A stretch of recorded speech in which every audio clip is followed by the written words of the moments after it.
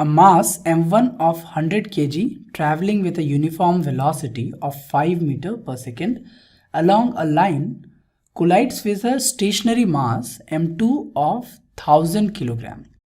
After the collision, both the masses travel together with the same velocity.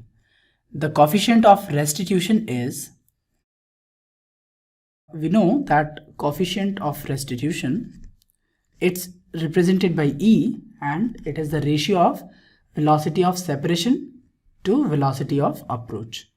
So let's write here velocity of separation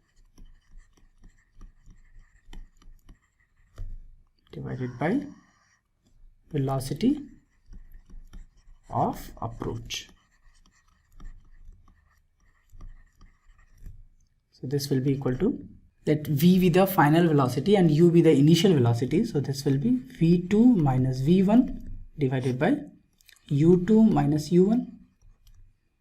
Okay, u1 and u2 are the velocity of body 1 and 2 respectively. Okay, the final and initial velocities.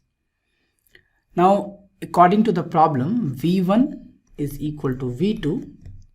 Let's say this is equal to v, because both the body, when after collision, they travel together. So the final velocity of both the bodies are same. Now the initial velocity of body 1 is 5 meter per second and the body 2 is at rest, so u2 will be equal to 0. The coefficient of restitution E will be equal to v minus v divided by 5 minus 0, so this will be equal to 0. Okay, so the correct option is option D.